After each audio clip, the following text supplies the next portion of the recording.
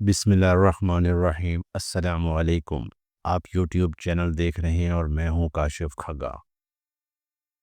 دوستو، آج ہم آپ کو لے چلتے ہیں تاریخ کے اس دور میں جسے دنیا اسلامی سنہری دور کے نام سے جانتی ہے۔ یہ وہ وقت تھا جب مسلمان دنیا کے رہنما تھے، نہ صرف سیاست میں بلکہ علم، سائنس اور تہذیب میں بھی بہت آگے تھے۔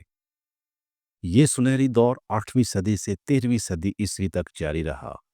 خاص طور پر عباسی خلافت کے زمانے میں بغداد کو علم و حکمت کا مرکز بنایا گیا۔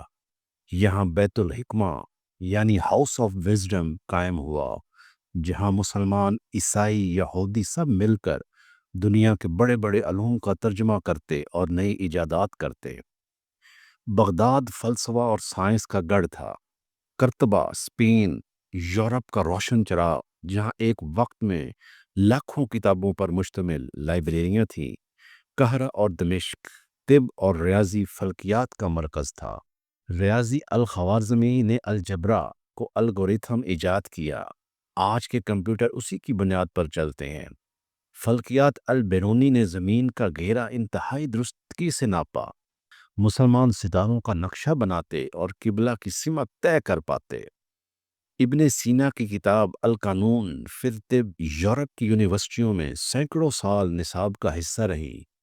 الرازی نے چیچک اور خسرہ جیسی بیماریوں کی پہچان کرائی اور جدید ہسپتال قائم کیے۔ انجینئرنگ الجزری نے پانی کی گھڑیاں، خودکار مشینیں اور آلات جراحی ایجاد کیے۔ فلسفیوں جیسے ابن رشد اور الفارابی نے یونانی فلسفے کو اسلامی رنگ میں ڈھال کر نئی سوچ پیدا کی۔ ادب میں الف لیلہ جیسی لازوال داستانیں سامنے آئیں۔ فن تعمیر میں اسپین کی الحمرا جیسی عظیم عمارتیں اور مساجد آج بھی اس دور کی عظمت بیان کرتی ہیں۔ اسلامی سنہری دور نے نہ صرف مسلمان بلکہ یورپ کو بھی علم کا خزانہ دیا۔ یہ وہی علم تھا جس نے بعد میں یورپ کی نشاطہ ثانیہ کو جنم دیا۔ دوستو، یہ اسلامی سنہری دور وہ زمانہ تھا جب ایمان اور علم ساتھ ساتھ چلتے تھے اور مسلمان دنیا کے لیے روشنی کا مینار تھے۔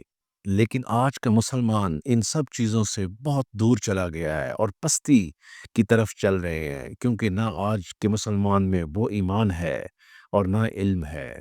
آج دنیا میں جو حکومت کر رہے ہیں وہ غیر مسلم ہیں، لیکن پہلے دور میں ساری دنیا پہ حکومت مسلمانوں کی تھی۔ اس وقت کے مسلمان بہت طاقتور ایمان کے تھے، بہت ذہین تھے، لیکن آج ہم ان سب چیزوں سے دور ہیں۔